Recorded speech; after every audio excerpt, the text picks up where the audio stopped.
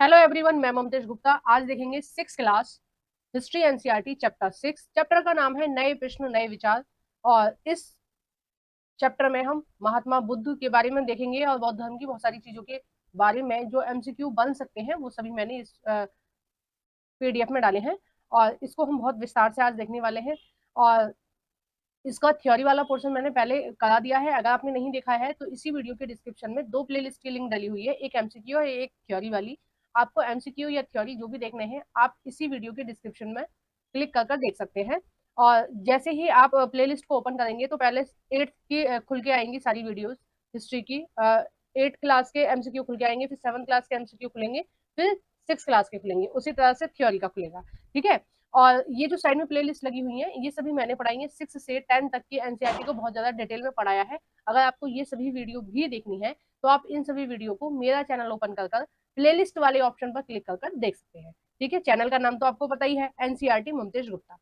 आइए शुरू करते हैं। क्वेश्चन नंबर 1, महात्मा बुद्ध का जन्म 563 ईसा पूर्व में किस कुल में हुआ था? ए है बज्जी, बी है शाक्य, सी है लिच्छवी और डी है शंकुशा। तो इसका जो सही आंसर हो जाएगा वो हो जाएगा बी, शाक्य। नेक्स्ट देखते हैं क्वेश्चन नंबर 2, महात्मा बुद्ध के संबंध में निम्नलिखित में से कौन सा कथन सत्य नहीं है? जो सत्य नहीं है वो हमें बताना है। ए है उन्होंने 29 वर्ष की आयु में ग्रह त्याग कर दिया था। बी है ज्ञान प्राप्ति के पश्चात वे प्रज्ञावान कहलाए। और सी है उन्होंने समतावादी भावना का समर्थन नहीं किया। और डी है उन्हें 35 वर्ष की आयु में ज्ञान की प्राप्ति हुई। तो 2 का जो सही आंसर हो जाएगा वो हो जाएगा सी, क्योंकि उन्होंने समतावाद की भावना का समर्थन किया था। अब देखिए समतावाद की भावना क्या होती है। हमें सभी के प्रति समान व्यवहार रखना चाहिए, छुआछूत का व्यवहार नहीं रखना चाहिए। किसी को बहुत ज्यादा सम्मान दे रहे हैं और किसी को हम बिल्कुल भी सम्मान नहीं दे रहे हैं, वो गलत बात है। ठीक है, हमें सबको समान दृष्टि से देखना चाहिए, भगवान के हाथ से सब लोग समान है, ये उनका सिद्धांत था। और ये जब सारे क्वेश्चन खत्म हो जाएंगे उसके बाद मैं आपको महात्मा बुद्ध का पूरा परिचय शॉर्ट में बता दूंगी। ठीक है, इस चैप्टर का पूरा निचोड़ मैंने एक पेपर पर टाइप कर दिया है। पूरा चैप्टर का निचोड़ मिल जाएगा। अगर आपके पास टाइम नहीं है चैप्टर पढ़ने का तो आप उससे भी काम चला सकते हैं। ठीक है, अभी नेक्स्ट बाद में हम उसको देखेंगे पीडीएफ को। नेक्स्ट है इसमें क्वेश्चन नंबर 3, महात्मा बुद्ध ने अपना पहला प्रवचन किस स्थान पर दिया? ए है वैशाली, बी है सारनाथ, सी है कोसाम्बी और डी है पावरपुरी। तो तीसरे का जो सही आंसर हो जाएगा वो हो जाएगा बी, सारनाथ में दिया था उपदेश अपना पहला। ठीक है, महात्मा बुद्ध ने। आइए नेक्स्ट देखते हैं क्वेश्चन नंबर 4, बौद्ध धर्म के प्रचार प्रसार के संबंध में निम्नलिखित कथनों पर विचार कीजिए। पहला है भारत से बाहर, श्रीलंका, म्यांमार, इसका पुराना नाम वर्मा है। ठीक है, वर्मा या म्यांमार, थाईलैंड और तथा इंडोनेशिया में बौद्ध धर्म का प्रसार हुआ। बिल्कुल सही है। और ये मैं बताना चाहती हूँ आपको, ये सारे की सारे एशिया के ही है। ठीक है, अगर आपको लग रहा है जैसे थाईलैंड है तो शायद यूरोप का होगा, यूरोप का नहीं है। म्यांमार के नीचे की साइड ही ये एक देश है थाईलैंड। ठीक है, इंडोनेशिया आपको पता ही है, बिल्कुल नीचे है, हिंद महासागर में है। ठीक है, पूरे की पूरे एक द्वीपों की श्रृंखला है इंडोनेशिया। तो ये सभी जो है ये अपने एशिया में ही है। ठीक है, 2 ऑप्शन है, इन क्षेत्रों में थेरावाद नामक बौद्ध धर्म का प्रारंभिक रूप कहीं अधिक प्रचलित था। तो 4 का जो सही आंसर हो जाएगा वो हो जाएगा दोनों। बिल्कुल सही है। जो शुरुआती बौद्ध धर्म का जो आरंभिक रूप देखने को मिलता है वो मिलता है थेरावाद। ठीक है, थेरावाद जो रूप था वो सबसे आरंभ में देखने को मिलता था। तो इसका जो क्वेश्चन सही हो जाएगा वो हो जाएगा, ऑप्शन सही हो जाएगा वो हो जाएगा सी, पहला और दूसरा दोनों सही है। नेक्स्ट है क्वेश्चन नंबर 5, निम्नलिखित में से कौन सा युग सही सुमिलित है? जो सही सुमिलित है वो वाला हमें देखना है। और ये वाला जो क्वेश्चन का पैटर्न है ये आजकल सीटेट में बहुत ज्यादा पूछा जा रहा है। ठीक है, यानी कि ये जो है ये त्रिपिटक दे रखे हैं, ये विषय दे रखे हैं। अब हमें देखना है कि कौन सा बिल्कुल सही मैचिंग लिखी हुई है। ठीक है, जो सही कुछ 2 मैचिंग जो है वो सही नहीं है और एक मैचिंग बिल्कुल सही लिखी हुई है, मतलब इस पिटक का संबंध इस विषय से है। ठीक है, तो इस तरह के क्वेश्चन बहुत ज्यादा सीटेट में पूछे जा रहे हैं, तो इसको ध्यान से देखना। पहला है विनय पिटक। विनय पिटक में क्या है? बौद्ध दर्शन, जबकि बौद्ध दर्शन नहीं है विनय पिटक में। ठीक है, ये वाला जो ऑप्शन हो जाएगा ये गलत हो जाएगा, हमें सही वाला सुमिलित करना है। दूसरा है सुत पिटक। सुत पिटक में बौद्ध की शिक्षाएं हैं। तो ये वाला ऑप्शन जो हो जाएगा ये ठीक हो जाएगा कि बौद्ध में क्या है, सुत्त पिटक में क्या है, बौद्ध की शिक्षाएं हैं। ठीक है, यानी कि बुद्ध ने जो जो शिक्षाएं दी थी वो है।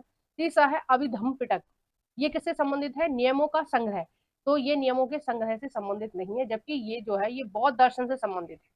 ठीक है, अभिधम्म पिटक किससे संबंधित है, बौद्ध दर्शन से, और विनय पिटक किससे संबंधित है, नियमों का संग्रह से। ठीक है, तो इसका जो सही आंसर हो जाएगा वो हो जाएगा ऑप्शन नंबर सी, केवल दो सही है। ठीक है, कौन सा सही है, केवल और केवल दो सही है, बाकी सभी गलत है। आइए नेक्स्ट देखते हैं क्वेश्चन नंबर 6।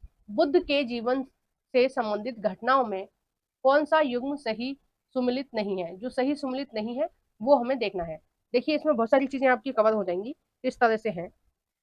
पहला देखते हैं, ए है जन्म, जन्म किससे संबंधित है उनका एक मिनट, इसके जन्म संबंधित है लुम्बिनी से, बिल्कुल सही है। इनका जो जन्म है वो कहाँ हुआ था, लुम्बिनी में हुआ था। बी है निर्माण, ये कुशीनगर, यानी कि जो इन्होंने जब अपना शरीर छोड़ा था, यानी कि इनकी जो मृत्यु हुई थी वो कहाँ हुई थी, कुशीनगर में, बिल्कुल सही है। ज्ञान कहाँ प्राप्त हुआ था, बोध गया में, ये भी बिल्कुल सही है। और प्रथम उपदेश कहाँ दिया था, श्रवण बेलगोला में। तो ये वाला जो ऑप्शन है ये गलत है, प्रथम उपदेश उन्होंने दिया था सारनाथ में। तो हमें जो सही नहीं है वही वाला देखना था, तो ऑप्शन डी जो हो जाएगा वो हो जाएगा गलत आंसर है। ठीक है, नेक्स्ट देखते हैं क्वेश्चन नंबर 7। ये बहुत ज्यादा इंपॉर्टेंट है और एनसीईआरटी में ही दिया हुआ है क्वेश्चन। ठीक है, क्वेश्चन नंबर 7 है, निम्नलिखित कथनों पर विचार करें।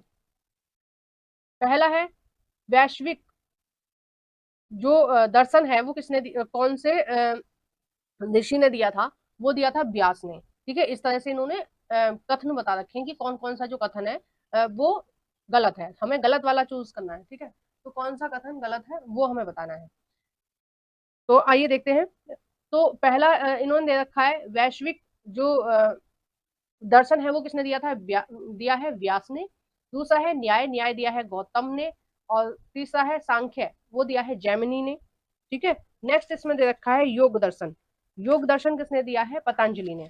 तो देखिए इसमें कौन कौन सा सही है आंसर आपका। देखो ये वाला फोर्थ वाला तो बिल्कुल ही सही है ना। कि जो योग दर्शन है वो किसने दिया है, वो आपको, वो हमें दिया है पतंजलि ने। ठीक है, और ये जो न्याय दर्शन है ये दिया है गौतम ने। ठीक है, ये भी सही है। तो गलत कौन कौन से हो जाएंगे, सांख्य दर्शन और वैश्विक दर्शन। ठीक है, ये दोनों कैसे हैं, गलत हैं। तो इसका जो 7 का जो सही आंसर हो जाएगा वो हो जाएगा बी। और इनके भी मैं अभी आपको सही बता देती हूँ, क्योंकि सही चीज भी हमें पता होनी चाहिए। देखो सांख्य दर्शन के हैं कपिल। ठीक है, सांख्य दर्शन के कौन से मुनि हैं, कपिल। सांख्य दर्शन के कौन से हैं, कपिल। और आपके वैश्विक धर्म वैश्विक दर्शन के हैं कणाद। ठीक है, कणाद।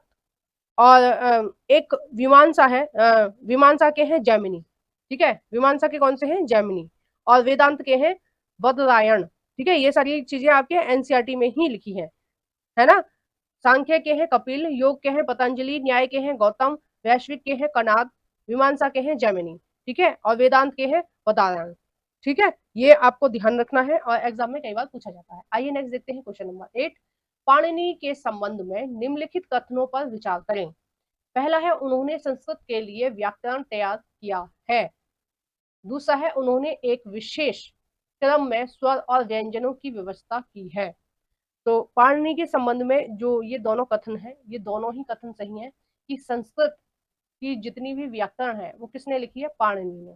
ठीक है, एक तरह से इन्होंने संस्कृत की पूरी व्याकरण लिखी है, जिसकी वजह से संस्कृत को हम इजीली समझ सकते हैं, पढ़ सकते हैं। ठीक है, जब तक हमें किसी भी भाषा के नियम नहीं पता होंगे तब तक हम उसको नहीं पढ़ पाएंगे। आइए नेक्स्ट देखते हैं क्वेश्चन नंबर 9। वर्धमान महावीर के संबंध में निम्नलिखित कथनों पर विचार कीजिए। ठीक है, महावीर के संबंध में कौन सा कथन सही है वो हमें बताना है। पहला है वह 23वें और अंतिम तीर्थंकर थे। दूसरा है उन्होंने पाली भाषा में अपने संदेशों का प्रचार किया। तो 9 का जो सही आंसर हो जाएगा वो हो जाएगा डी, इनमें से कोई भी सही नहीं है। क्योंकि ये जो महावीर स्वामी थे ये 24वें तीर्थंकर थे। ठीक है, ये कौन से थे, 24 में थे। और इनकी जो भाषा थी प्रसार की, इनकी भाषा थी प्रकृत।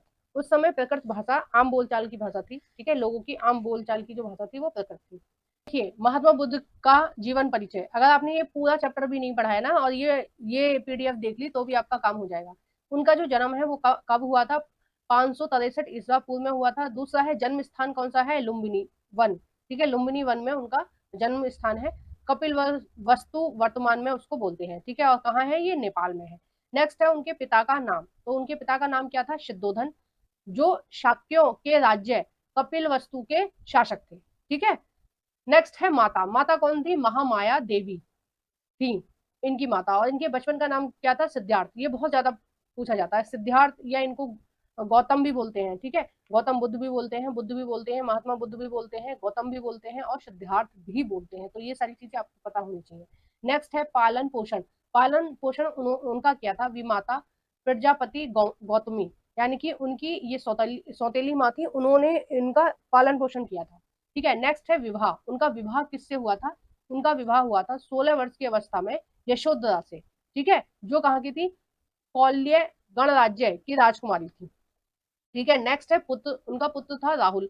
देखिए जब उन्होंने घर त्याग किया था, उन्होंने सब कुछ छोड़ा था भगवान की खोज के लिए, तो उनकी शादी हो चुकी थी और उनका एक पुत्र भी था, ठीक है। उसके बाद उनका हृदय परिवर्तन हुआ और उनको लगा कि नहीं, मुझे ये सारा संसार जो है ये छोड़ना है और मुझे भगवान की खोज में निकलना है, ठीक है। नेक्स्ट है इसमें गृह त्याग की घटना, गृह त्याग की घटना मतलब जब उन्होंने अपने घर को छोड़ा था, उस घटना को क्या बोलते हैं, महा भी निष्क्रमण, ठीक है, ध्यान रखना, महा भी निष्क्रमण।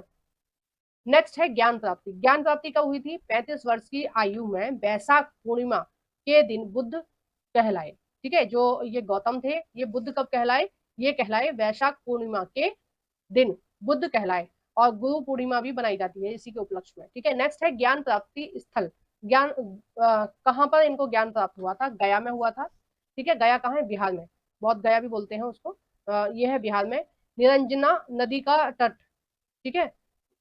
नेक्स्ट है वट या पीपल का वृक्ष, देखो पीपल के वृक्ष का जो संबंध है इनसे, महात्मा बुद्ध से, इसी वृक्ष के नीचे इन्हें ज्ञान की प्राप्ति हुई, यानी कि इस वृक्ष के नीचे, पीपल के वृक्ष के नीचे इन्होंने कठोर तपस्या की थी और यहीं से उनको ज्ञान की प्राप्ति हुई थी, ठीक है। नेक्स्ट है धर्म प्रचार का स्थान, यानी कि इन्होंने बौद्ध धर्म का जो प्रचार है वो कहाँ कहाँ किया, वो किया था शाक्य, काशी, मगध, अंग, मल्ल, बज्जी, कौशल राज्य, ठीक है। यानी कि मेनली आप जान सकते हैं नेपाल, उत्तर प्रदेश, बिहार, झारखंड, ठीक है, मतलब यहीं के आसपास के कुछ इलाके थे, इन्हीं इलाकों में इन्होंने अपना प्रचार किया था और ये एक स्थान से दूसरे स्थान पैदल ही यात्रा करते थे। नेक्स्ट है जीवन का अंत, जीवन का अंत जो हुआ था 493 ईसा पूर्व हुआ था, आयु थी इनकी 80 वर्ष और दिन था बैसाखी पूर्णिमा, ठीक है, और स्थान था कुशीनगर जो उत्तर प्रदेश में है, और जो इनका मृत्यु है उसको बोलते हैं महापरिनिर्वाण, ठीक है। ये बहुत ज्यादा एग्जाम में पूछा जाता है कि उनके जो जीवन के अंत की जो घटना है उसको क्या बोलते हैं, महापरिनिर्वाण बोलते हैं, और ये बहुत ज्यादा पूछा जाता है, इसलिए मैंने अलग अलग आपको शब्द तोड़कर बताया था कि गृह त्याग की घटना को क्या बोलते हैं, महाअभिनिष्क्रण, ठीक है।